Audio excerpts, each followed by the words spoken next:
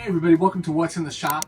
My name is Dustin and today we are inside a Grand Design Solitude and what we want to talk about was slide out sleds. So on this particular slide out here, we have a slide out sled, and then over here on this slide out we also have another slide out sled. So basically these slide out sleds, it's made out of like a plastic type Teflon type material.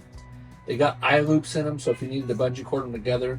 They also have a foam pad on the backside. As you can see, these are pretty flexible. What this is designed to do is to protect the surface of the linoleum. So when it goes underneath, you simply, when the room is in the out position, you take and set these on the corners, push them up underneath where you want them to start at, and just run the rooms in.